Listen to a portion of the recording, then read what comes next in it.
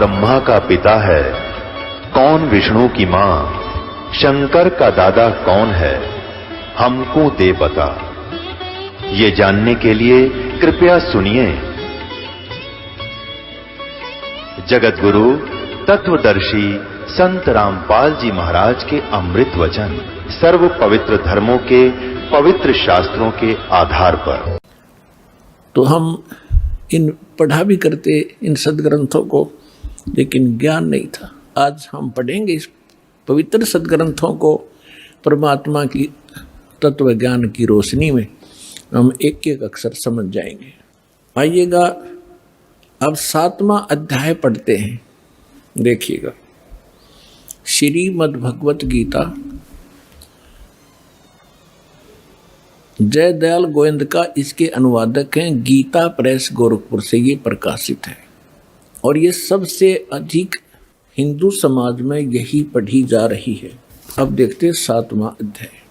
ये स्टार्ट है अथ 7वां अध्याय श्रीमद् भगवत गीता। अब गीता ज्ञानदाता कहता है कि हे पार्थ, हे अर्जुन, अनन्य प्रेम से मुझ में आसक्त चित्त तथा अनन्य भाव से मेरे प्रयाण होकर योग में लगा हुआ तू जिस प्रकार संपूर्ण विभूति बल ऐश्वर्य गुण से युक्त सबके आत्म रूप माम मुझको संशय रहित जानेगा, उसको सुन। अब क्या कहता है गीता ज्ञानदाता? कहता है कि अब जो ज्ञान सुनाने जा रहा हूं, इसके जानने के बाद तुझे कोई शंका नहीं रहेगी मैं क्या हूं। आगे देखो, दूसरे श्लोक में कहा है 7वां अध्याय दूसरा मंत्र, मैं तेरे लिए इस विज्ञान सहित तत्व ज्ञान को, इस ज्ञान को, तत्व ज्ञान को पूर्णतः कहूंगा, जिसको जानकर संसार में और कुछ भी जानने योग्य शेष नहीं रह जाता। अब क्या बता रहा गीता ज्ञानदाता कि ऐसा ज्ञान सुना दूंगा, इसके बाद फिर कुछ जानने की आवश्यकता नहीं रहेगी। फिर देखिएगा इसमें क्या बताता है तीसरे मंत्र में, हजारों मनुष्यों में कोई एक सिद्धेय माने परमात्मा प्राप्ति के लिए प्रयत्न करता है, और प्रयत्न करने वाले सिद्धानाम साधकों में भी कोई एक मेरे प्राण होकर मुझको तत्व से वेति माने जानता है, तत्व से जानता है। ये क्या कह रहा है कि परमात्मा की प्राप्ति के लिए हजारों में से कोई ही भक्ति करना चाहता है, परमात्मा की प्रयत्न कर रहा है। उनमें से मेरे तक भी कोई एक आधा ही पहुंचता है, ना तो नीचे के देवी देवताओं तक ही सीमित रह जाते हैं। आगे देखो फिर क्या बता रहे हैं। चौथा और 5वें का इकट्ठा अनुवाद है, पृथ्वी जल अग्नि वायु और आकाश मन बुद्धि और अहंकार, इस प्रकार यह है 8 प्रकार से विभाजित मेरी प्रकृति है।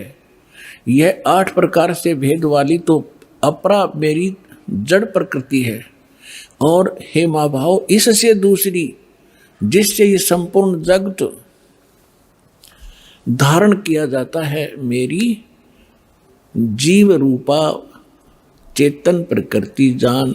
अब यहाँ 2 से दोगे, 2 प्रकृति, एक तो इन्होंने बता दिया 5 तत्व और मन बुद्धि और अहंकार, ये 8 प्रकार से बनी प्रकृति। दूसरी बता रहे हैं ये चेतन प्रकृति, ये दुर्गा है।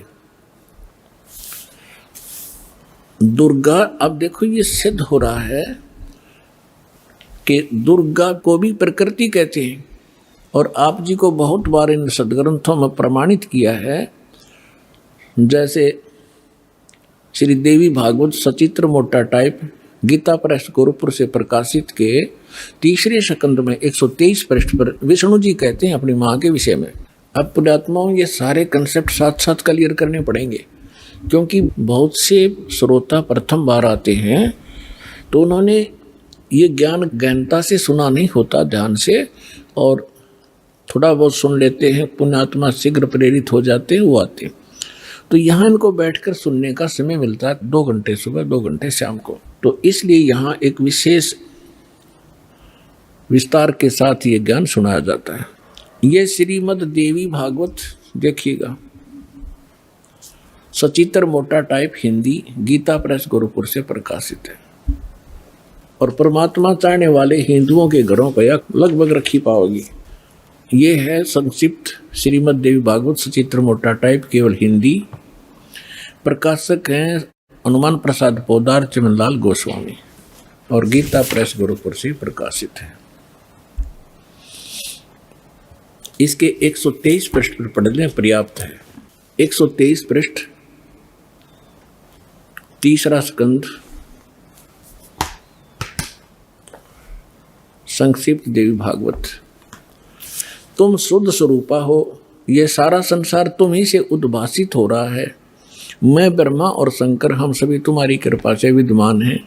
हमारा आविर्भाव माने जन्म, तिरोभाव माने मृत्यु हुआ करता है। हमारा तो जन्म मृत्यु होता है, केवल तुम ही नित्य हो, जगत जननी हो, प्रकृति और सनातनी देवी हो। भगवान शंकर बोले, यदि भगवान विष्णु तुमसे प्रकट हुए हैं तो उनके बाद उत्पन्न होने वाले ब्रह्मा भी तुम्हारी बालक हुए, फिर मैं तमोगुणी लीला करने वाला शंकर क्या तुम्हारी संतान नहीं हुआ? अर्थात मुझे भी उत्पन्न करने वाले तुम ही हो। शिवे, संपूर्ण संसार की सृष्टि करने में तुम बड़ी चतुर हो। शिवे, शिवे भी कहा इसको। इस संसार की सृष्टि, स्थिति और संहार में तुम्हारे गुण सदा समर्थ हैं। उन्हीं तीनों गुणों से उत्पन्न हम, तीनों गुणों, रजगुण ब्रह्मा, सतगुण विष्णु, तम गुण शिव जी, उन्हीं तीनों गुणों से उत्पन्न हम ब्रह्मा, विष्णु एवं शंकर नियमानुसार कार्य में तत्पर रहते हैं। अब ये क्या सिद्ध हो गया? इस थोड़ी सी पंक्तियों में कितने कंसेप्ट क्लियर हो गए। नंबर 1, ब्रह्मा विष्णु महेश की जन्म मृत्यु होती है। नंबर 2, दुर्गा को प्रकृति कहते हैं। नंबर 3, ब्रह्मा विष्णु महेश की माता दुर्गा है। और नंबर 4, रजगुण ब्रह्मा, सतगुण विष्णु, तमगुण शिव जी। नंबर 5, ये केवल वर्क डन ही दे सकते हैं, जैसा कर्म जीव ने किया उसमें कोई परिवर्तन नहीं कर सकते, नियमित कार्य ही कर सकते। ये 5 कंसेप्ट, 5 पॉइंट कति सिद्ध हो गए। अब थोड़ा सा और दिखाते हैं आपको। ये देखिएगा संक्षिप्त शिवपुराण। इस संक्षिप्त शिवपुराण के अंदर ये गीता प्रेस गोरखपुर से प्रकाशित है, सचित्र मोटा टाइप, केवल हिंदी। और ये कहाँ से प्रकाशित है देखिएगा, हनुमान प्रसाद पोदार इसका इनके संपादक हैं और प्रकाशक हैं। ये गीता प्रेस गोरखपुर, गोविंद वन कार्यालय, कोलकाता का संस्थान। यहाँ देखिएगा संक्षिप्त शिवपुराण 98 पृष्ठ से हम थोड़ा सा पढ़ेंगे। यहाँ 5वां अध्याय रुद्र संहिता का हम पढ़ेंगे, 6ठा। 5वें के एंड को पढ़ रहे हैं। अपने पुत्र नारद की बात सुनकर लोक पितामह ब्रह्मा वह इस प्रकार बोले। 5वां अध्याय समाप्त हुआ, 6ठा प्रारंभ हुआ रुद्र संहिता का।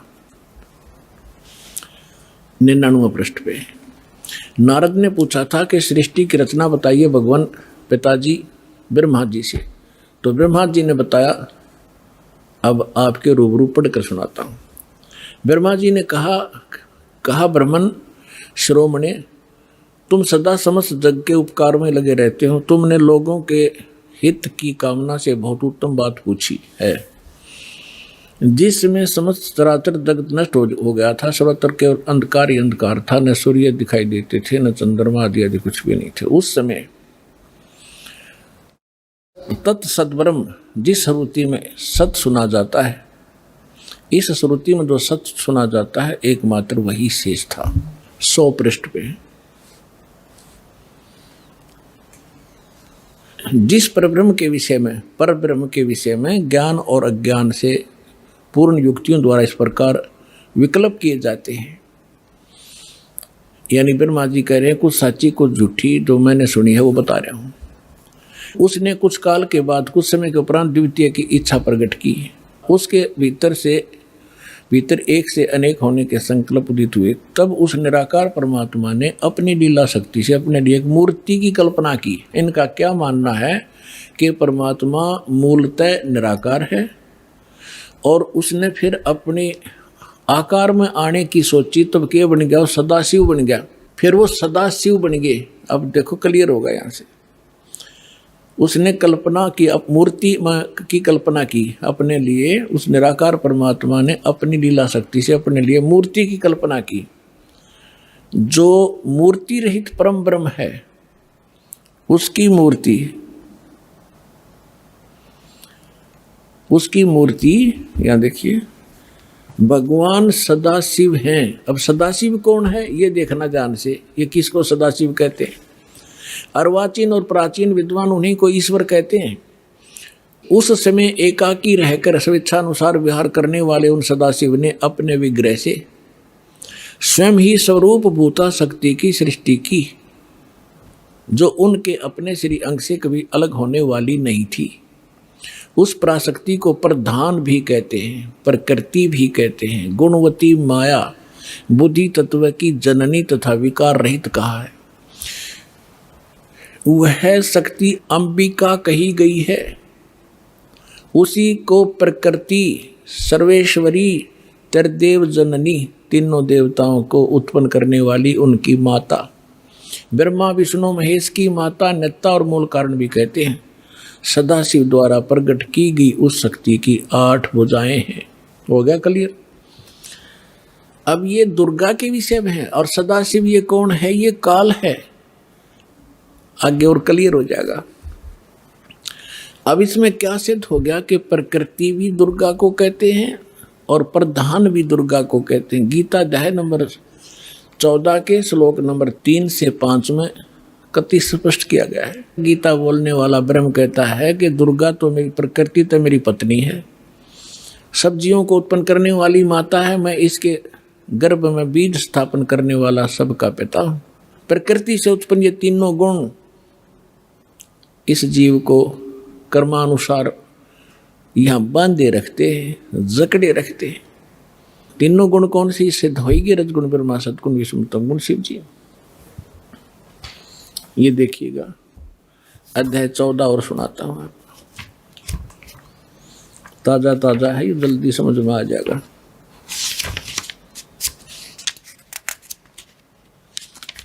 ये देखिएगा गीता अध्याय नंबर, श्रीमद् भगवत गीता अध्याय नंबर 14 का और श्लोक नंबर 3 में, हे अर्जुन, मेरी महत माने प्रधान ब्रह्म, मेरी महत रूप मूल प्रकृति संपूर्ण भूतों की योनि अर्थात गर्भाधान स्थान है। मैं उस योनि में चेतन यानी गर्भ को स्थापन करने वाला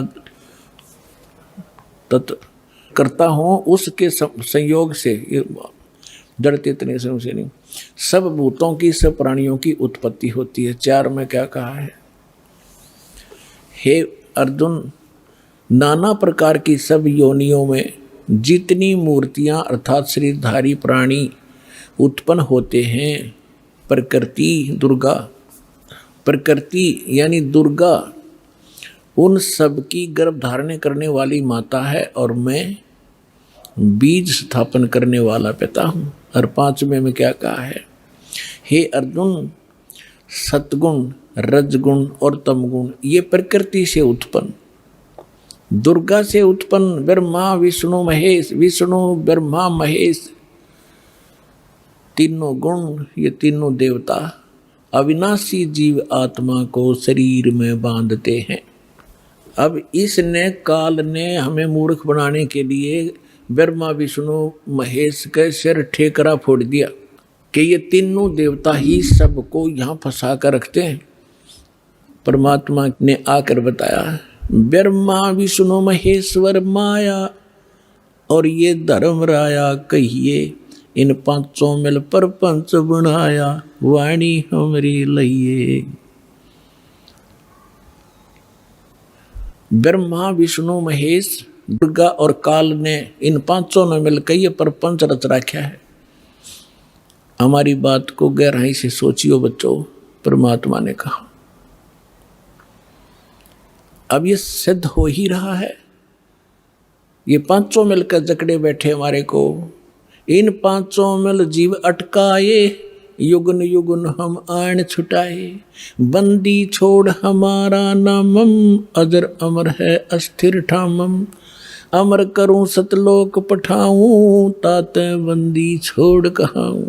यहाँ पवित्र शिव पुराण को हमने फिर उठा लिया, श्रीमद् भगवत गीता को रख दिया, उसमें से इतना ही लेना था। अब देखिएगा, ये संक्षिप्त शिव पुराण हम पढ़ रहे हैं और 100 पृष्ठ पे पढ़ रहे थे। यहाँ आगे थे हम,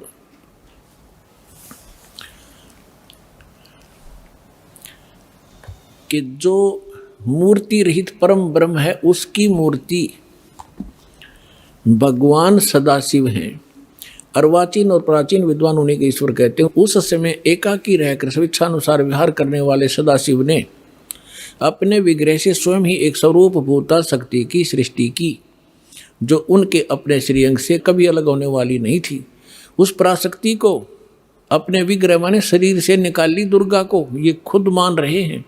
पुण्यात्माओं, परमात्मा आए थे, ब्रह्मा जी को मिले, विष्णु जी को मिले, शिव जी को मिले। पहली बार तो इन्होंने ज्ञान सुना ढंगते। परमात्मा ने सबसे पहले ब्रह्मा को सृष्टि रचना आदि सुनाई थी। पहले उसने ठीक माना, बाद में काल ने उसके अंदर प्रवेश करके बुद्धि भ्रष्ट कर दी कि ये झूठ बोलता है, मन गणत कहानियाँ हैं, वेद सर्वश्रेष्ठ है, इसके अतिरिक्त कोई बातें मत मानो। तो इस ब्रह्मा जी ने कुछ तो परमात्मा से प्राप्त ज्ञान और कुछ फिर अपने अज्ञान के आधार से ये ज्ञान सुनाना चाहा, तो फिर भी सच्चाई छुपी नहीं। ये क्या कहना चाहते हैं कि सदाशिव पहले निराकार था, फिर सदाशिव बन गया। उसने अपने शरीर से एक शक्ति निकाल ली, वह प्रकृति कलाई, उसी को जगदम्बिका कहते हैं। तीनों देव की जननी, ब्रह्मा विष्णु महेश की माता, और उसकी 8 भुजाएं। यहाँ कर दिया ना डंगा इसने। और परमात्मा ने पहले बता रखा है कि जैसे दास ने सृष्टि रचनामा आपको बहुत बार सुना है, उसमें आप खूब समझ चुके होंगे, तो उसी का कुछ अंश लेकर इसने यहाँ मिलावट की है। देखिएगा, उस समय एकाकी रहकर स्वेच्छा अनुसार विहार करने वाले सदाशिव ने अपने विग्रह से स्वयं ही एक स्वरूप भूता शक्ति की सृष्टि की, जो उनके अपने श्रीअंग से कभी अलग होने वाली नहीं थी। उस पराशक्ति को प्रधान प्रकृति गुणवती माया बुद्धि तत्व की जननी विकार रहित बताया गया। वह शक्ति अंबिका दुर्गा कही गई है। उसी को प्रकृति सर्वेश्वरी त्रिदेव जननी नित्य मूल कारण भी कहते हैं। सदाशिव द्वारा प्रकट की गई उस शक्ति की 8 भुजाएं, होगी क्लियर। नाना प्रकार के आभूषण उसके श्री अंग की शोभा बढ़ाते हैं, श्री अंगों की। वह देवी नाना प्रकार की गतियों से संपन्न है और अनेक प्रकार के अस्त्र शस्त्र धारण करती है। एकाएकनी होकर भी वह माया संयोग वसात अनेक हो जाती है। वे जो सदाशिव हैं, अब ये डेफिनेशन है उस काल की, ब्रह्मा जी बता रहे हैं और अपने सदग्रंथों में लिखा है। देखिएगा, वे जो सदाशिव हैं उन्हें परम पुरुष ईश्वर शिव शंभु और महेश्वर कहते हैं। यहाँ देखना, वे अपने सारे अंगों में भस्म रमाए रहते हैं।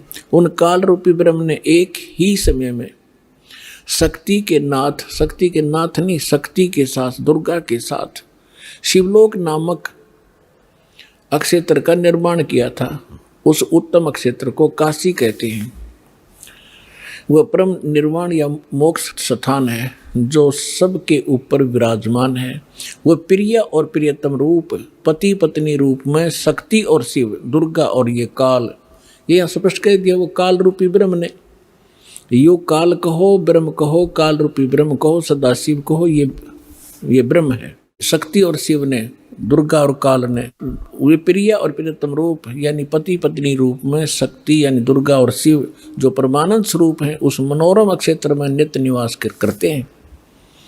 मुने शिव और शिवा ने, काल और दुर्गा ने प्रलय काल में भी कभी उस क्षेत्र को अपने सानिध्य से मुक्त नहीं किया। देवऋषि एक समय आनंद वन में रमण करते हुए शिवा और शिव के मन में यह इच्छा हुई कि किसी दूसरे पुरुष की सृष्टि करनी चाहिए जिस पर यह सृष्टि संचालन का महान भार रखकर हम दोनों केवल काशी में रहकर इच्छा अनुसार विचरें और निर्वाण धारण करें। अब इन्होंने सोचा कि कोई पुत्र उत्पन्न करते हैं, उसको ये सारा काम संभलवा देंगे, हम निर्वाण धारण करेंगे, एकांत में रहा करेंगे। ये देखिएगा, ऐसा निश्चय करके शक्ति सहित सर्वव्यापी परमेश्वर शिव ने अपने वाम भाग के 10वें अंग पर अमृत मल दिया। फिर तो वहां से एक पुरुष प्रकट हुआ, यानी पति पत्नी व्यवहार किया, वहां से एक पुत्र उत्पन्न हुआ, उसका नाम के रखा। 102 पृष्ठ पे संक्षिप्त शिव पुराण 102 पृष्ठ पे शिव ने कहा, वत्स, उस काल ने कहा, बेटा, व्यापक होने के कारण तुम्हारा विष्णु नाम विख्यात हुआ, विष्णु धर दिया तेरा नाम। अब फिर हम यहाँ आते हैं, ये हमने 6वां अध्याय पढ़ लिया रुद्र संहिता का 7वां, ये 7वां अध्याय 103 पृष्ठ पे। ब्रह्मा जी कहते हैं देवर से, तत्पश्चात कल्याणकारी परमेश्वर शाम सदाशिव ने, काल ने पूर्ववत प्रयत्न करके जैसे अपनी दुर्गा से विष्णु की उत्पत्ति की, मुझे अपने दाहिने अंग से उत्पन्न किया। बस बात खत्म। अब यहाँ समस्या आ गई अनुवाद करता ने, क्योंकि इनको ज्ञान तो था नहीं, इनका उद्देश्य फिर इसको सब उलट सुलट करना ही था।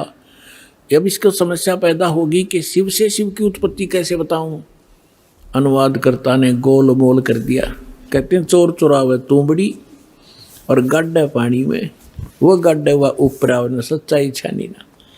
अब यहाँ आपको हम विद्वेश्वर संहिता, इसी शिव पुराण के अंदर एक अध्याय है, उसमें दिखाते हैं कि एक समय ब्रह्मा और विष्णु का झगड़ा हो गया।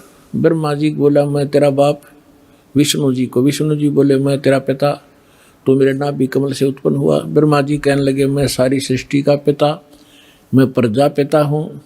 इन नसु की फीत ला रहे थे आप भाई, इन दोनों का युद्ध हो गया इससे बात पे। तो इस काल ने सोचा लड़का मरेंगे और मैंने इनसे सृष्टि रचवानी अपने खाने के लिए। इनके बीच में एक सतम, एक लिंग खड़ा कर दिया सफ़ेद तेजों में, बहुत बहुत विस्तार, जिसकी और छोर भी इन दोनों को नहीं पाया। तो लंबा कथा ना बना के, तो आपने खूब पढ़ रखी है, हम अपने मतलब की सुनेंगे।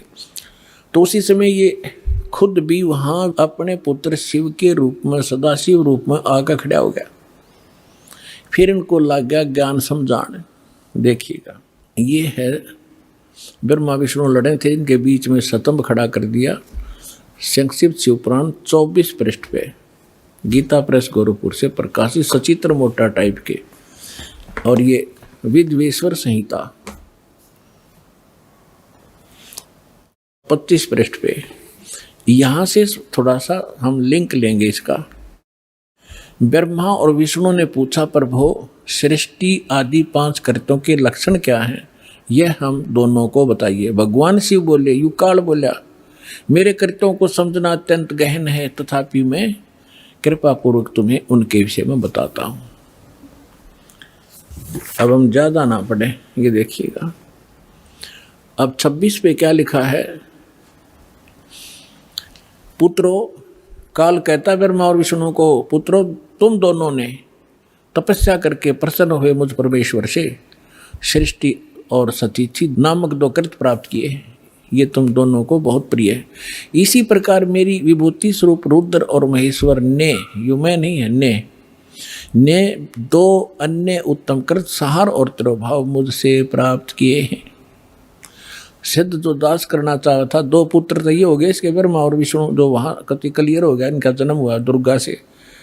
और इनका 2 और है मेरे बेटे, रुद्र और महेश्वर, तो हो गए 4, और 5वां बोल रहा है। अब और थोड़ा सा क्लियर करते हैं। हाँ, यहाँ एक थोड़ा सा और रह गया, इससे और अच्छा क्लियर हो जाएगा। यू कौन, अब यहाँ 26 पर हम पढ़ ही रहे थे, यही देखिएगा। अब 26 पर हम पढ़ रहे थे, यही इसके विद्वेश्वर संहिता का, यहाँ पर हम पढ़ रहे थे नीचे पुत्रो। यहाँ फिर इसका और थोड़ा सा लिंक है। ये क्या कहता है, मैंने पूर्व काल में अपने स्वरूपभूत मंत्र का उपदेश किया है, जो ओंकार के रूप में प्रसिद्ध है, वह मंगलकारी मंत्र है। सबसे पहले मेरे मुख से ओंकार ओम प्रकट हुआ, जो मेरे स्वरूप का बोधक करने वाला है। ओंकार वाचक है, मैं वाच्य हूँ, ये मंत्र मेरा स्वरूप ही है। प्रतिदिन ओंकार का निरंतर स्मरण करने से मेरा ही यानी काल का ही स्मरण सदा सिमरण होता है। मेरे उत्तरवर्ती मुख से अकार का, पश्चिम मुख से उकार का, दक्षिण मुख से मकार का, पूर्ववर्ती मुख से बिंदु का और मध्यवर्ती मुख से नाद का प्राकट्य हुआ है। इस प्रकार 5 अवयव से युक्त ओंकार का विस्तार हुआ है। इन सभी अवयवों से एकीभूत होकर यह प्रणव यानी एक ओम अक्षर हो गया। अपने आत्माओं इन सदग्रंथों का दूध सा काट दिया कति दास ने परमात्मा की कृपा से। अब ये सिद्ध हो गया कि ये जो ओम मंत्र है वो ओम मंत्र है जिसका जो ब्रह्म का है, और ये उनको समझा रहा है, ये इनका पिता है ब्रह्मा विष्णु महेश का, ये सदाशिव है। इसको काल रूपी ब्रह्म भी सदग्रंथों में भी कहा है, परमेश्वर ने भी कहा है। अब श्रीमद् भगवत गीता अध्याय नंबर 8 के श्लोक नंबर 13 में भी गीता यही ज्ञान दे रहा है और कह रहा है मेरा एक ओम मंत्र है। ये देखिएगा गीता अध्याय नंबर 8 का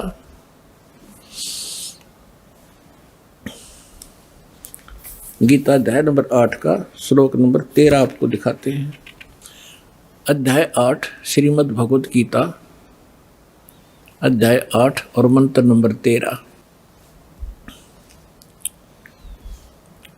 ओम इति एकाक्षरम ब्रह्म व्यवहारण माम अनुसमरण ये प्रियाति तजन देहम सयाति परमाम गतिम।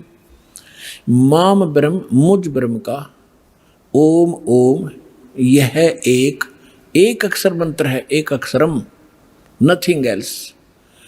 व्यवहारण अनुसमरण उच्चारण करके सुमन करता हुआ यह प्रियाति तजन देहम जो शरीर छोड़कर जाता है सयाति परमाम गति जो ओम से मिलने वाली परम गति उसको प्राप्त होता है। ओम अर्थ इन्होंने ये ओम किया, जो पुरुष ओम ओम इस एक अक्षर रूप ब्रह्म को उच्चारण करता है, एक अक्षर रूप ब्रह्म कहेंगे ये तीनों के मुझ ब्रह्म का केवल एक ओम मंत्र है। इसका उच्चारण करता हो जो शरीर छोड़कर जाता हो, ब्रह्म से होने वाली जो मोक्ष है उसको प्राप्त करता हूँ। ब्रह्म से कौन सी उपलब्धि है? ब्रह्म से उपलब्धि है ब्रह्मलोक। अब ये देखिएगा 16वां श्लोक है 8वें अध्याय का। हे अर्जुन, ब्रह्मलोक पर्यंत सब लोग पुनरावृत्ति में हैं, यानी ब्रह्मलोक में गए हुए प्राणी भी इन दोबारा जन्म मृत्यु में आते हैं। पुनरावृत्ति का इन्होंने विश्लेषण भी किया है, अर्थात जिनको प्राप्त होकर पीछे संसार में आना पड़े, यानी ब्रह्मलोक में गए हुए प्राणी भी पुनर्जन्म आते। यह इन्होंने अनुवाद थोड़ा सा गलत किया है कि हे कुंती पुत्र, मुझको प्राप्त होकर पुनर्जन्म नहीं होता। देखे बिना दिमाग की बात इनकी। विद्यते का अर्थ विद धातु से बना है, विद माने जानना भी है। जो ये नहीं जानते कि मुझे प्राप्त होकर भी ब्रह्मलोक जाकर भी जन्म मृत्यु होते हैं, तो मेरी भक्ति करके भी उनकी पुनर्जन्म होता है। जो ये नहीं जानते उनका पुनर्जन्म होता है अर्जुन। जो ये नहीं जानते कि ब्रह्मलोक में गए हुए प्राणी भी वापस आते हैं, तो उनका वो मुझे प्राप्त होकर भी पुनर्जन्म है अर्जुन, उनका पुनर्जन्म है। इसका ये अर्थ है।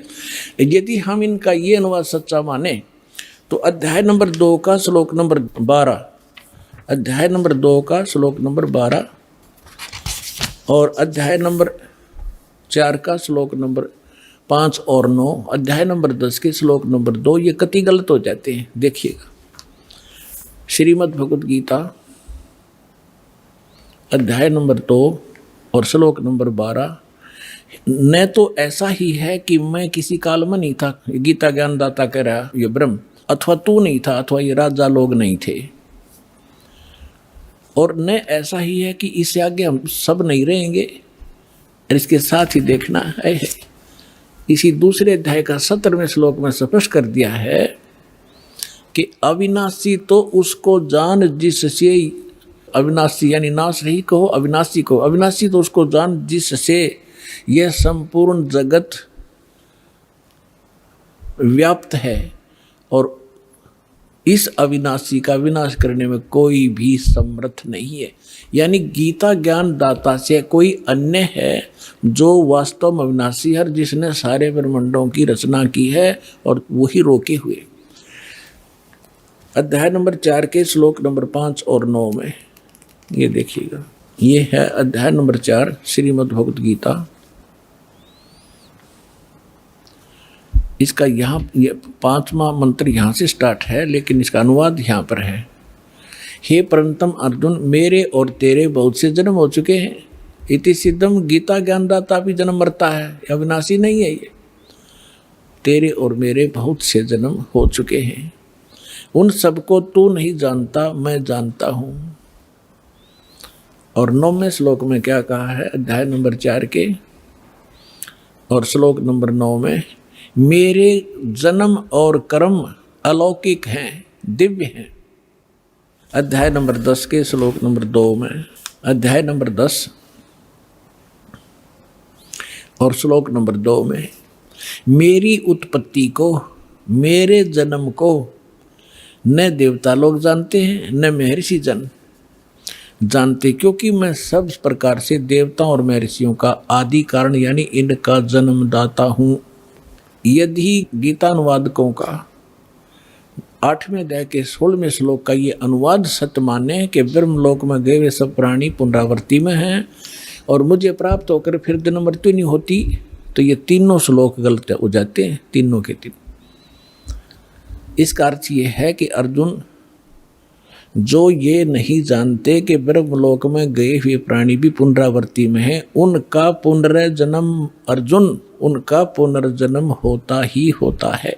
अब प्रसंग चल रहा है कि ओम नाम से कौन सी उपलब्धि होती है, वो ब्रह्मलोक में जाते हैं। देखिए श्रीमद् भगवत गीता, वही गीता प्रेस गोरखपुर से प्रकाशित है।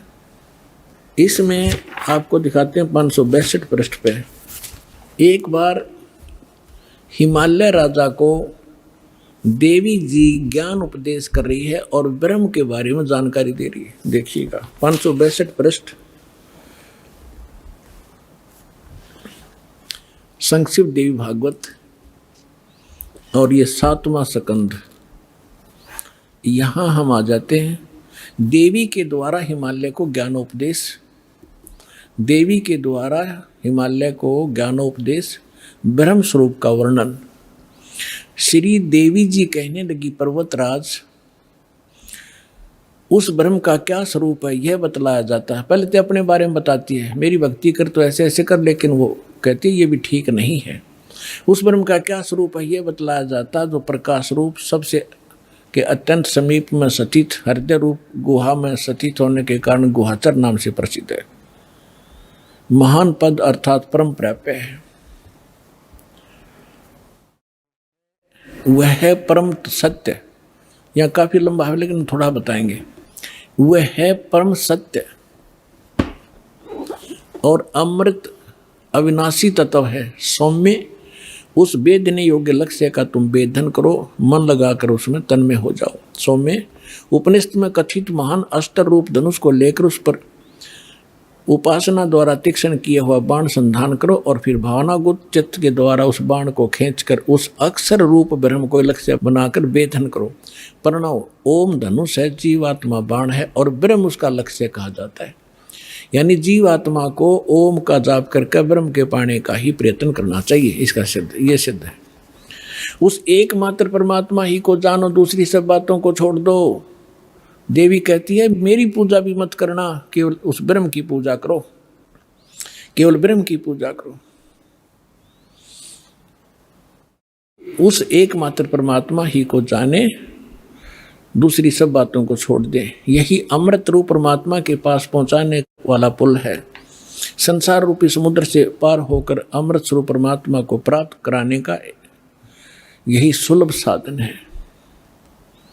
इस आत्मा का, इस परमात्मा का ओम के जप से के साथ ध्यान करो, ओम का जाप करो।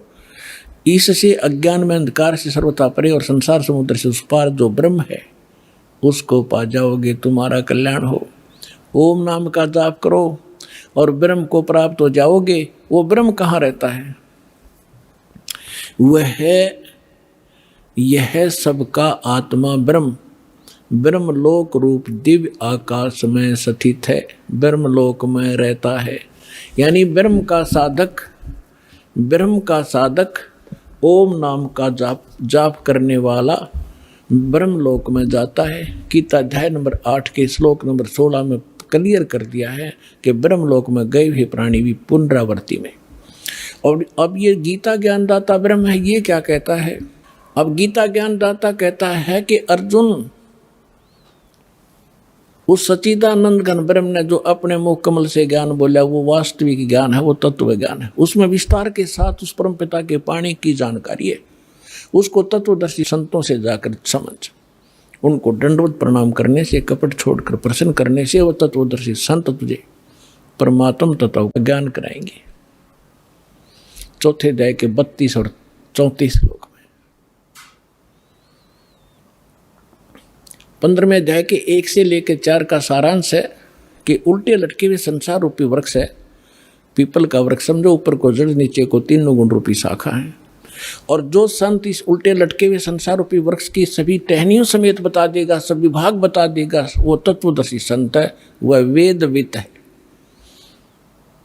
परमेश्वर ने यह लीला स्वयं की हुई है, अपनी मुखारविंद से बोली अमृतवाणी सच्चिदानंद घन ब्रह्म की वाणी। कबीर वाणी में लिखा है, अक्षर पुरुष एक पेड़ है, सरपुरुष वाकी डार, निरंजन कहो सरपुरुष कहो, और तीनों देवा शाखा है, ये पात्र रूप संसार। 15वें अध्याय के 4 श्लोक में कहा कि जब तत्वदर्शी संत तुझे मिल जावे, उसके पश्चात परमेश्वर के उस परम पद की खोज करनी चाहिए, जहाँ जाने के बाद साधक फिर लौटकर कभी संसार में नहीं आते। और जिस परमेश्वर ने संसार रूपी वृक्ष की रचना की है, केवल उसकी भक्ति करो और सब बातें त्याग दे। 18वें अध्याय के 62वें श्लोक में कहा कि अर्जुन, तू सर्वभाव से उस परमेश्वर की शरण में जा, उस परमेश्वर की कृपा से तो परम शांति को और सनातन परम धाम को प्राप्त होगा।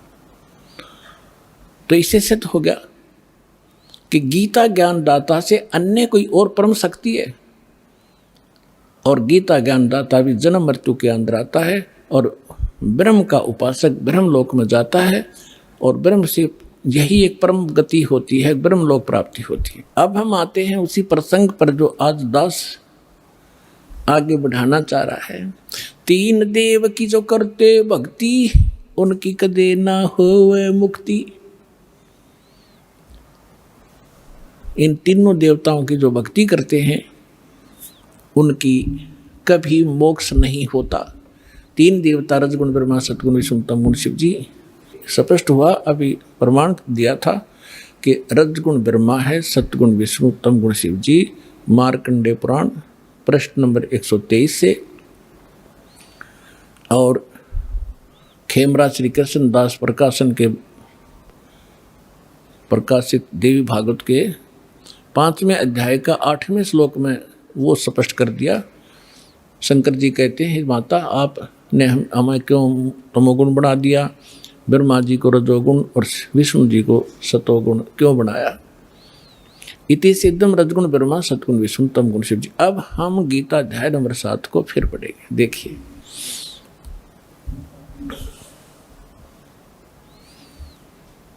अब हमने यहाँ तक पढ़ लिया इसको। अब ये क्या कह रहे हैं कि देखिएगा, अध्याय नंबर 7 का श्लोक नंबर 2, मैं तेरे लिए इस विज्ञान सहित तत्व ज्ञान को पूर्णतः कहूँगा, जिसको जानकर संसार में फिर कुछ भी जानने योग्य शेष नहीं रह जाता। फिर ये तीसरे में बता दिया है कि हजारों मनुष्यों में कोई एक माने सिद्ध है, माने भगवान प्राप्ति के लिए हजारों को एक आधा कोशिश कर रहा है भगवान पाने की, ना को केवल तो फॉर्मेलिटी करते हैं। और यत्न करने वालों में भी कोई एक आधा ही मुझ तक पहुँचता है, इसका ये अर्थ है कहने का। और जो मुझे तत्व से जानता है। अब प्रमाण है, जैसे दास बहुत बार सत्संग में सुनाता है कि ये स्वर्ग का राजा इंद्र एक बार मार्कंडेय ऋषि तपस्या कर रहे थे, उसने अपनी पत्नी भेज दी और फिर भी वो टस से मस नहीं हुए। फिर स्वयं इंद्र पहुंच गया कि ले मार्कंडेय जी, तुम इंद्र का राज ग्रहण करो, हम हार गए तुम जीत गए। लेकिन मार्कंडेय ऋषि ने कहा था कि मुझे तेरे इंद्र की राज की आवश्यकता नहीं, मैं तो ऐसे स्थान पर समाधि लगा रहा हूँ ब्रह्मलोक में। और इंद्र को कहने लगा कि आजा, तुझे ब्रह्मलोक का सैल करा दूं, वो ज्ञान बता दूं, त्याग दे इस इंद्र के राज को। वो केवल इसी ब्रह्म को ही तत्व से जानता था, इस ब्रह्म को ही फाइनल मान रहा था कि ये पूर्ण परमात्मा है मार्कंडेय ऋषि, तो उसने वही सेटिंग थी। तो ये कहना चाहता है कि जो मुझे तत्व, मुझे ही फाइनल मान रहा है तो मेरी भक्ति करता है, वो भी हजारों में, कोई एक आधा नहीं, तो नीचे के देवी देवताओं तक सीमित है लोग। ये सारा इस 7वें अध्याय का ये निष्कर्ष समझ लेना। फिर आगे देखिएगा, इसी 7वें अध्याय का ये चौथा और 5वां श्लोक आपको बता, ये पृथ्वी जल अग्नि वायु आकाश मन बुद्धि अहंकार भी इस प्रकार ये 8 प्रकार से विभाजित मेरी प्रकृति यह तो जड़ प्रकृति है अपरा, और हे महाभाव से दूसरी जिसे सारा संपूर्ण जगत धारण किया जाता है मेरी चेतन प्रकृति जीव रूपा, ये चेतन प्रकृति समझो। अब 6 में कहा है, ऐसा समझकर संपूर्ण भूत सभी प्राणी इन दोनों प्रकृतियों से मैं संपूर्ण जगत का प्रभाव अर्थात प्रलय का कारण हूँ, इनका जन्म और इस सब का मैं ही कारण हूँ। अब हम यहाँ आ जाते हैं, अब हम ज़्यादा ना पढ़ें। सो देख 7वें में क्या कहा कि अर्जुन मैं बुद्धिमानों की बुद्धि और बलवानों का बल हूँ, संपूर्ण प्राणियों का सनातन बीज मुझको जान, और बुद्धिमानों में बुद्धि तेजों का तेज मैं ही हूँ। और 11वें में क्या कहा है कि हे भरत श्रेष्ठ मैं बलवानों का आसक्ति और कामनाओं से रहित बल अर्थात सामर्थ्य हूँ। कहने का भाव ये है कि मैं बलवानों का बल और बुद्धिमानों की बुद्धि इनकी मेरे हाथ में है। जैसे महाभारत के अंदर अर्जुन को बल दे दिया, ना जाने कितनी हत्या कर डाली, और जब श्री कृष्ण जी का वध कर दिया एक शिकारी ने, और सारे या 2 लड़के मर गए कट के जमुना के किनारे पे, तो फिर अर्जुन सभी गोपियों को लेकर आ रहा था द्वारका की सभी स्त्रियों को कृष्ण जी के आदेश अनुसार। उसके पास वही धनुष था जो महाभारत में उसने करोड़ों जीव मार दिए थे, और रास्ते में भी लोनो पीटा, सारी कुछ औरतों को भी ले गए घसीट के, उनके गहने तोड़ ले गए, लूट ले गए। अर्जुन खड़ा खड़ा कांपा, उसका हाथ नहीं उठा। तो जब वो जा लिए, जब उसकी बुद्धि ने काम किया कि कृष्ण ने हमारे साथ सदा धोखा ही धोखा दिया, जब मुझसे नाश कराना था महाभारत में, जब तो ताकत दे दी, ना जाने कितने जीव मार दिए मैंने कति उछल उछल के, और आज मैं खड़ा खड़ा पिट रहा हूँ, मेरे हाथ भी ना उठते।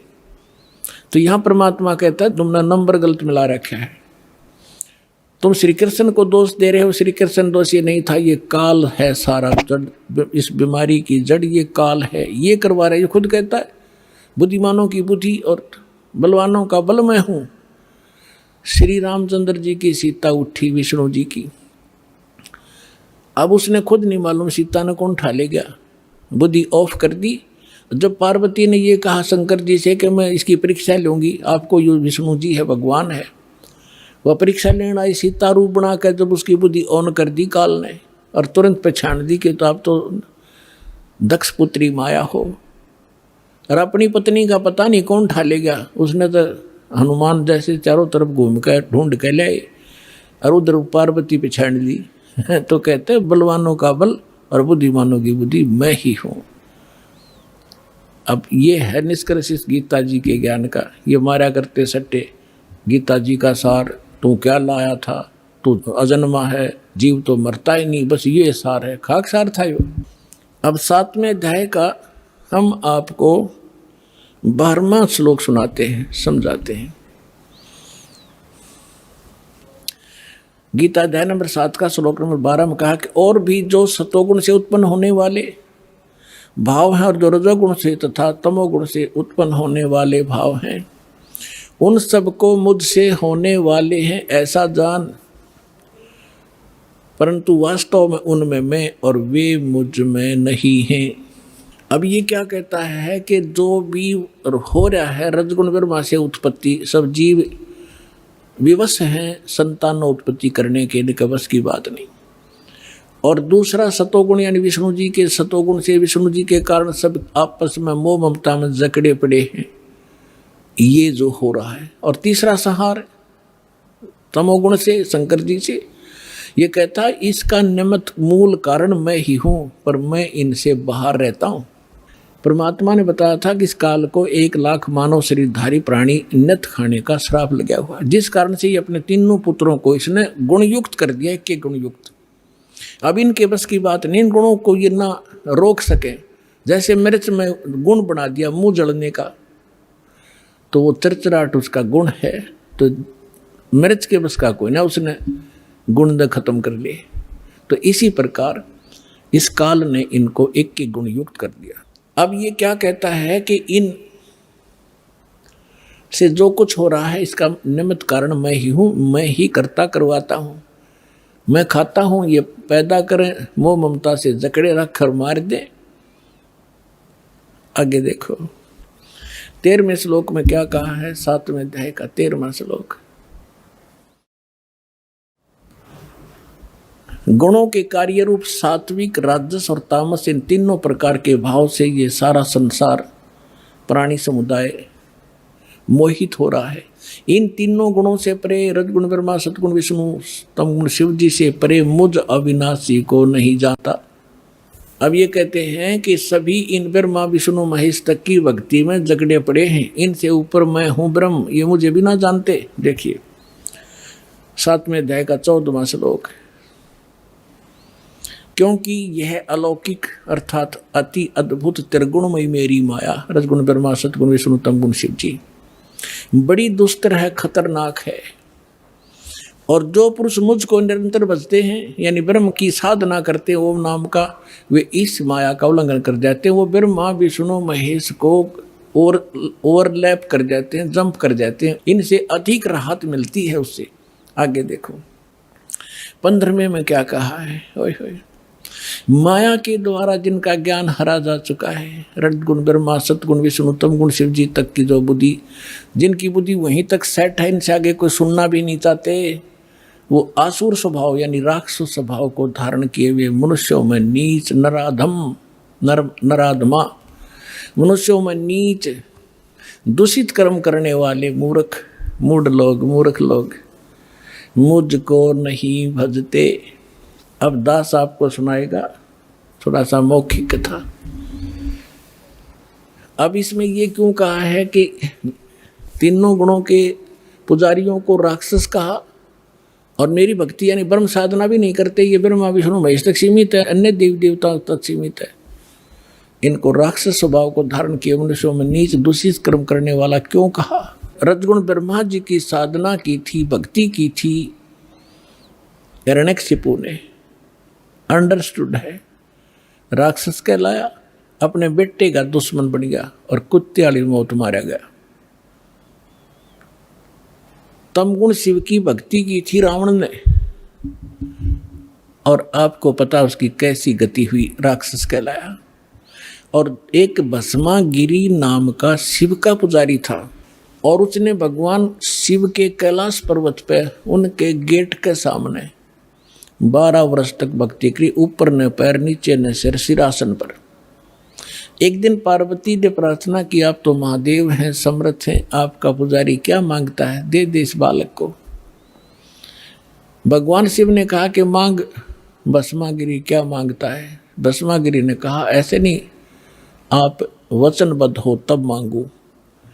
भगवान शिव ने कहा कोई मांग ले, हो गया वचनबद्ध। तो उस भस्मागिरी ने कहा कि आप मुझे अपना भस्म कंडा दे दो।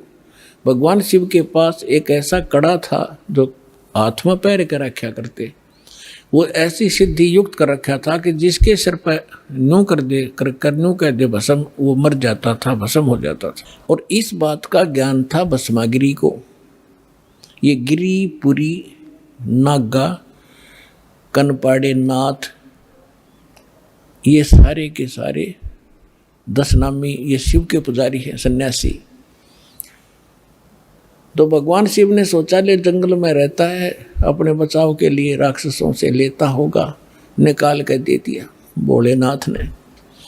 अब जो ही भस्मागिरी के हाथ में भस्म कड़ा आ गया, उसी समय आंख बदल गया और हंसा न उठा का मार के, ले होले शंकर होशियार, तुझे मारूंगा, तुझे भस्म करूंगा और पार्वती को अपनी पत्नी बनाऊंगा। मैं इसी उद्देश्य से साधना कर रहा था।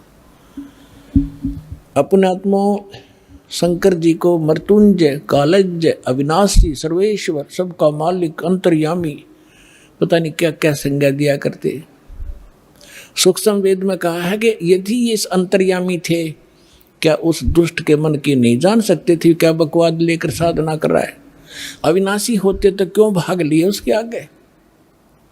आगे आगे भगवान हर पीछे पीछे पुजारी, दोनों जहाँ 100 की स्पीड पे। अब परमात्मा ने इनकी रक्षा करते हैं मालिक आकर, जब ये हृदय से पुकारते हैं, आपत्ति में होते हैं, ये भी उसी के बच्चे। तो परमात्मा ने पार्वती रूप बनाया, भस्मागिरी और शंकर जी के बीच में खड़े हो गए और कहा संकेत से कि आ जाओ, यहाँ खड़े हो जाओ। अब भस्मागिरी ने सोचा भी बिल्कुल ठीक है, कड़ा मेरे पास है, शंकर जी तो रुका नहीं, अभी 100 किलोमीटर दूर है, मैं इतने 2 बात कर लेता हूँ। वो खड़ा हो गया। पार्वती बोली आजा, ठीक है, वो तो आएंगे नहीं अब आपके पास, आप मुझे कुछ डांस करके दिखाओ ताकि मैं प्रसन्न हूँ। तो वो कहने लगा मैं साधु संत तपस्वी आदमी, मैंने डांस नहीं आता। पार्वती बोली मैं सिखाऊंगा।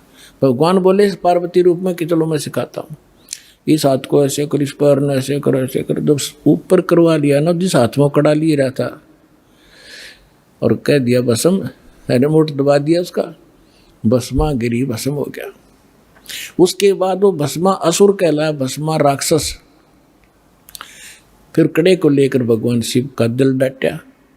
जब उसने राख देख ली ना शंकर भगवान ने इसकी भस्मासुर की, जब दिल की धड़कन, उसका पल्स रेट सेट हुआ था। ये तो इन 2 गुणों के पुजारियों की दशा दिखा दी, सुना दी। अब वैष्णो जी के पुजारियों की और कथा सुनाते। एक बार कुंभ का मेला भरा था हरिद्वार में। उस समय ये सभी गिरिपुरी जितने भी ये त्रिगुण उपासक हैं, अपने अपने ग्रुप में जाकर वहाँ इकट्ठे हो जाते हैं। पुरियों में पुरी, गिरियों में गिरी, नाथों में नाथ, ओगड़ों में ओगड़, नागाओं में नागा, वैष्णो में वैष्णो। और जो नहाने का ये समय निर्धारित करते हैं, हर की पैड़ी के ऊपर वो पर भी लगी थी। इनका अपना बनाया बस है ये मनगढ़ंत कहानियाँ। फिर भी उस अनुसार वो उस नहाने के लिए सबसे पहले नागा पहुँच गए हर की पैड़ी के ऊपर। पीछे तागे वैष्णो जो विष्णु जी के उपासक सतोगुण के। अब उन्होंने कहा कि नागाओं तुम बाद में स्नान करना, हम सर्वश्रेष्ठ हैं, हम भगवान विष्णु के उपासक हैं और हम पहले स्नान करेंगे, हम प्रथम स्नान करेंगे। नागाओं ने कहा कि नहीं, हम सर्वश्रेष्ठ हैं, हम त्यागी और बैरागी हैं, हम वस्त्र तक नहीं रखते, हम सर्वश्रेष्ठ हैं, हम सबसे पहले स्नान करेंगे। वैष्णो साधुओं ने कहा कि तुम पशु की तरह नंगे फिरते हो, टट्टी के हाथ भी ना धोते, शर्ट फरडो राख लपेट रखी, तुम कहे कि शुद्ध हो, उत्तम हो, बाहर निकलो, हम प्रथम नहाएंगे। अब इतनी अकल थी इन लोगों में। गंगा का पानी मैला हुआ था, 2 मिनट पाछे नहा लेते, वो नहा लें जबकि बिजली गिरी थी वह, पर भी खत्म हुआ थी 2 मिनट में। पर वो नहाना नूना भी भूल गए।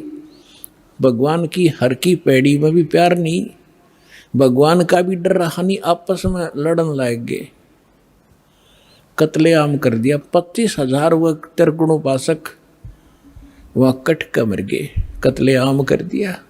सूक्ष्म वेद में कहा है तीर तुपक तलवार कटारी जमदड़ जोर बदावे हैं, हर पैड़ी हर हेत न जाने वहां तेग चलावे हैं, काटे शीस नहीं दिल करुणा ये जग में साधक वावे हैं, जो जन इनके दर्शन को जावे उनको भी नरक पठावे हैं। कहते हैं हर पैड़ी हर हेत न जाने, और वहां कर्द ठोके एक दूसरे ने कत्लेआम करें, और काटे शीस नहीं दिल करुणा, इनमें दया नहीं राक्षसों में। और ये जग में साधक वहाँ में तुम इनको संत भी कहते हो, और इनका जो अनुयायी बनता है उनको भी ये पाठ पढ़ावे हैं, यानी उनको भी नरक में ठोक देते हैं। अपने आत्माओं, ये है श्रीमद् भगवद गीता जी का सार। अब गीता ज्ञानदाता ब्रह्म कहता है कि मेरी साधना 4 प्रकार के करते हैं। ये ब्रह्म कहता है ब्रह्म की साधना भी 4 प्रकार के करते हैं, जिनमें अर्थार्थी, आर्थ, जिज्ञासु और ज्ञानी। अर्थार्थी तो जो धन लाभ के लिए कोई अनुष्ठान करता तो वेद मंत्रों से ही करता, वो जय गणेश देवा माता धारी पार्वती ये इस तरह की आरती नहीं करता। वो व्यक्ति केवल वेदों के ही मंत्रों से अनुष्ठान करता है अपने धन लाभ के लिए। आर्त मानी संकट निवारण के लिए भी कोई साधना अनुष्ठान करता है, वेदों के मंत्रों से ही करता है। वो ब्रह्म, अपने आप को ब्रह्म का पुजारी कहता है, जो हवन हवन करते रहते हैं। और तीसरा जिज्ञासु होता जो भगवान के लिए निकलता है, ज्ञान ग्रहण करता करता स्वयं वक्ता बन जाता है, वो भी अपना जीवन नाश कर लेता है। और चौथा बताया ज्ञानी उसको कहते हैं जिसको ये पता हुआ कि मनुष्य जीवन बार बार नहीं मिलेगा और मनुष्य जीवन का मूल उद्देश्य केवल आत्म कल्याण कराना है, और जन्म मृत्यु जब तक नहीं समाप्त होगी, जरा मरण का रोग नहीं कटेगा, तो कोई फायदा नहीं इस जीवन का। उनको ये भी ज्ञान हो जाता है कि पूर्ण मोक्ष इन देवी देवताओं की पूजा से नहीं होगा, वो ज्ञानी कहलाते हैं। वो परमेश्वर से, परम अक्षर ब्रह्म से, पूर्ण परमात्मा से ही संभव है, इतना उनको ज्ञान हो जाता है।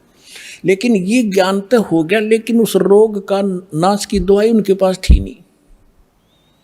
ये तो उनको पता लग गया कि देवताओं से मोक्ष नहीं होगा, लेकिन होगा पूर्ण ब्रह्म से। उन्होंने गलती से आप पर निष्कर्ष करके यजुर्वेद अध्याय नंबर 40 के मंत्र 15 में देख लिया, ओम कर्तु समर कल्बे समर कर्तुम समर वायु अनिलम अथिदम भस्मांतम शरीरम।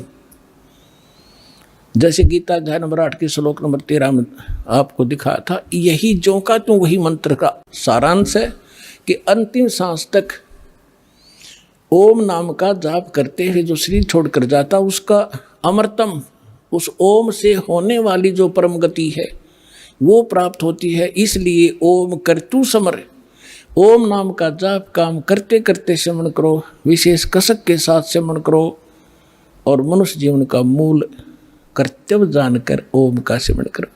ये तो है ओम की जानकारी। लेकिन कहते हैं गुरु बिन का हुन पाया ज्ञाना, जो थो था बुस छड़े मूड किसाना। गुरु बिन वेद पढ़े जो प्राणी, समझो न सौर रहे अज्ञानी। 40वें अध्याय यजुर्वेद के 10वें मंत्र में कहा है कि कोई तो परमात्मा को संभवात कहता है। संभवात माने उत्पन्न होने वाला राम और कृष्ण रूप में, यानी अवतार धारता है। कोई कहता वो असंभवात, वो कभी जन्म नहीं लेता, जन्मा है, वो तो निराकार है। वो परमात्मा कैसा है उसकी जानकारी धीराणाम तत्वदर्शी संत बताते हैं, उनसे सुनो। वेद ज्ञानदाता भी वही है, गीता ज्ञानदाता भी वही है। अब 40वें अध्याय के 15वें श्लोक में तो अपनी साधना बता दी, और 40वें अध्याय के 17वां श्लोक अंतिम श्लोक है यजुर्वेद का और 40वें अध्याय का, उसमें कहा है कि वो पूर्ण परमात्मा तो गुप्त है। ये देखिएगा, यजुर्वेद देखिएगा, और ये अनुवाद भी देखो, कमाल की बात इस महर्षि दयानंद जी के द्वारा किया गया है। प्रकाशक है सर्वदेशी कार्य प्रतिनिधि सभा 2/5 महर्षि दानंद भवन रामलीला मैदान नई दिल्ली से। यजुर्वेद महर्षि दयानंद ने इसका अनुवाद किया, और ये कहाँ से छपा, यहाँ से देखिएगा। अब इसका हम अंतिम 40वां अध्याय है, इसका थोड़ा सा हिंट देंगे 10वें श्लोक का। ये 44वां अध्याय माने 40वां अध्याय यजुर्वेद का, और यहाँ देखिएगा 10वां मंत्र है इसका। इसमें लिखा है, हे मनुष्यों, जैसे हम लोग धीराणाम माने मेधावी योगी विद्वान यानी तत्वदर्शी संतों से जो वचन सुनते हैं, जो वे लोग हमारे प्रति विचक्षण माने विस्तार पूर्वक कहते हैं, वे लोग संभवात संयोग जन्य असंभवात उत्पन्न नहीं होने। इसका अर्थ यह है यात एवं कार्य का फल आहु माने कहते हैं, उत्पन्न होने वाला अन्यथ यानी अन्य कुछ आहु माने कहते हैं। इस बात को तुम भी सुनो। अब ये क्या बताना चाह रहा है, ये अनुवाद से न करना नहीं आया क्योंकि तो अज्ञानी था कति 1 नंबर का, मैं ऋषिदानंद को आया। इसका अर्थ है वेद ज्ञानदाता कहता है कि कोई तो परमात्मा को संभवात कहता है, जन्म लेने वाला, और को असंभवात। देखो असंभवात माने उत्पन्न नहीं होता, असंभवात जन्म लेने वाला, इसका अर्थ ये है।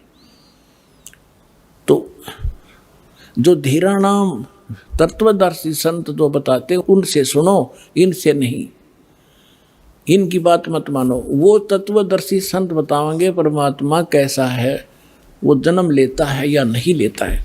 आगे वेद ज्ञान दाता अपनी बताता है कि मेरा ओम नाम है। 15वां अध्याय, इसमें है वायु अनिलम अमृतम अथिदम भस्मांतम शरीरम, भस्मांतम शरीरम। ओम करतो समर किलबे समर और करतुम समर। इसने तक ज्ञान इनके में करना आया था ही नहीं। देखिएगा, करतो माने काम करने वाले जीव, तू शरीर छूटते समय ओम इस नाम वाच्य ईश्वर को स्मरण करे। देख युन्होंने लिखा ओम का स्मरण करे, इस जिसका ओम नाम है ना उसका स्मरण कर, जबकि इसका सीधा अर्थ बनता है ओम करतो समर, ओम नाम का जाप काम करते करते स्मरण कर, विशेष कसक यानी श्रद्धा के साथ स्मरण कर, और मनुष्य का मूल कर्तव्य जानकर इसका स्मरण कर। जब वायु अनिलम भस्मांतम शरीरम, ये आपका जीव आपका प्राण इससे अमृतो प्राप्त करेगा। अमृतम अमृतम अविनाशी, शरीर के नष्ट होने पर भस्मांतम शरीरम, जब शरीर तरह भस्म होगा, भस्मांतम अंत में भस्म होने वाला होता है। बस इसका अर्थ नहीं करना है इसने। इसका अर्थ है कि जब यह शरीर तरह नष्ट होगा, शरीर छोड़ कर जाएगा, उस समय इतना अमृतो प्राप्त हो जाएगा जो ओम नाम से मिलता है।